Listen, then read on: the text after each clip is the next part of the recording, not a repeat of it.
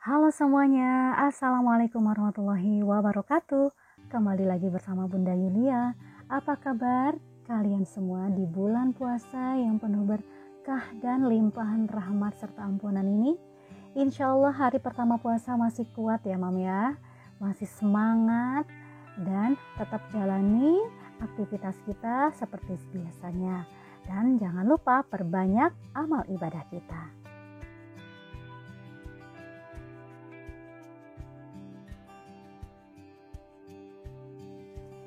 Oke Mom, di video kali ini masih tetap dalam lingkupnya anggaran rumah tangga. Jadi banyak yang beranggapan ya bahwa pengeluaran selama bulan Ramadan ini katanya lebih hemat dibandingkan dengan bulan-bulan lainnya atau bulan-bulan sebelumnya. Kenyataannya kita dapat mengeluarkan uang lebih banyak loh untuk kegiatan buka puasa maupun sahur dan penyambutan lebaran nanti. Hal ini dapat terjadi jika kita kurang cermat mengatur keuangan selama bulan Ramadan ini ya Mom. Bila kita ingin memiliki tabungan yang cukup untuk liburan, ataupun nanti kalau misalkan sudah diperbolehkan mudik ya untuk dana mudik, sebaiknya kita mulai mengatur pengeluaran sedini mungkin. Nah, ada beberapa cara untuk mengatur keuangan yang khususnya kita akan terapkan selama bulan Ramadan ini ya Mom. Dan apa sih kiat mengelola keuangan di bulan Ramadan agar tidak boros? Simak baik videonya, kita bahas tuntas ya Mom. Oke, jangan kemana-mana. Oke, sebelumnya jangan lupa ya dukung channel ini dengan like, komen, serta subscribe-nya. Terima kasih.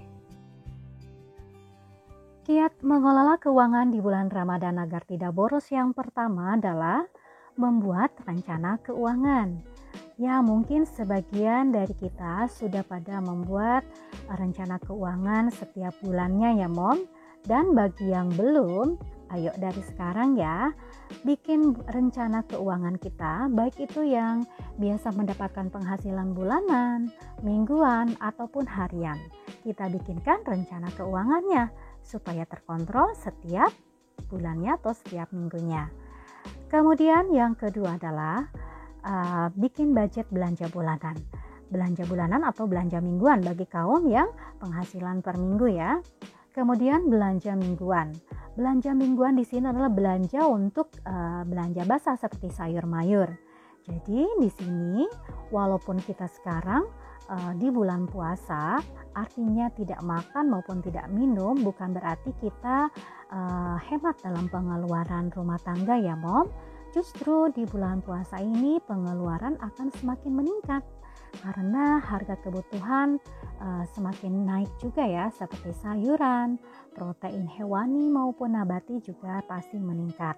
Jadi harus dibuat rencana keuangan sedini mungkin.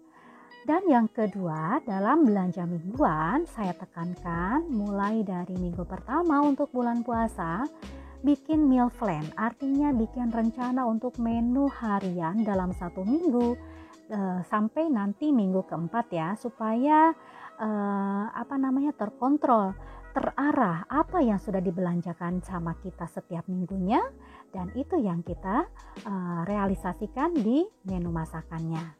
Nah, kemudian yang ketiga adalah rencanakan uang untuk bayar zakat fitrah. Jadi setelah kita menerima uang dari suami atau penghasilan kita, sisihkan untuk zakat fitrah walaupun nanti dibayarnya di akhir bulan ya Mom. Tetapi harus dari sekarang, dari awal-awal supaya tidak pas waktunya tiba uang zakatnya sudah siap. Atau ya untuk zakat mal serta zakat profesinya ya, bisa dianggarkan mulai dari sekarang. Kemudian tambahkan alokasi khusus untuk pos pengeluaran yang bersifat sosial.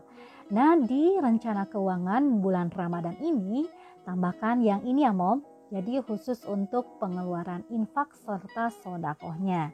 Mumpung di bulan Ramadan, jadi kita belum tentu kesempatan lagi di tahun mendatang ya Mom. Jadi alangkah baiknya manfaatkan bulan suci Ramadan yang penuh dengan beribu-ribu pahala serta ampunan dan rahmat ini. Kita berlomba-lomba dalam kebaikan, berlomba-lomba untuk berinfak dan bersedekah supaya tambah berkah tentunya.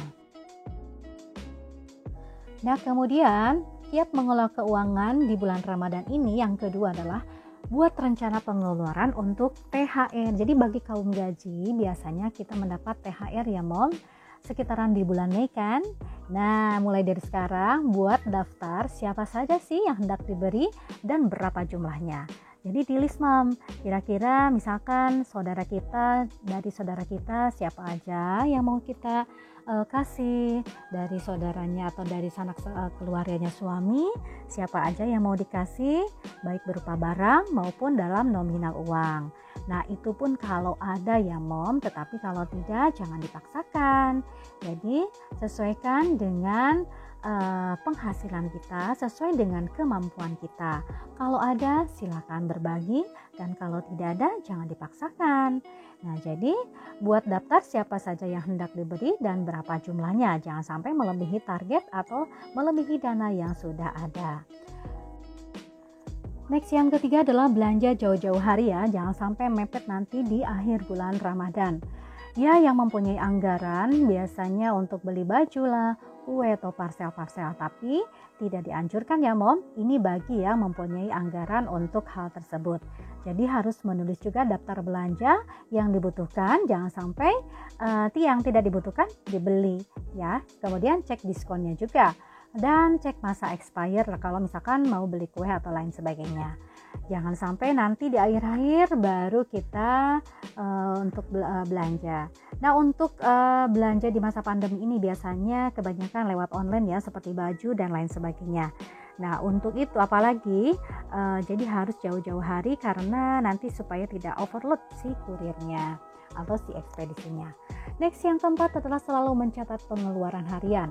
Supaya apa? Supaya kita tahu uang yang kita kelola itu kemana sih larinya. Jadi kalau sudah ada catatan harian, kita tidak lupa lagi ya. Jadi kita tinggal mencocokkan, uang ini habis dipakai ini, habis dipakai itu, seperti itu. Jadi terlihat dan terkontrol dengan rapi.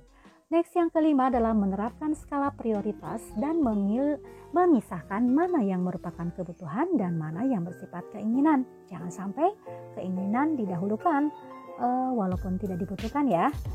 Oke, ibu-ibu pasti tahulah hal seperti ini. Kemudian yang terakhir, dana mudik tahan dulu ya.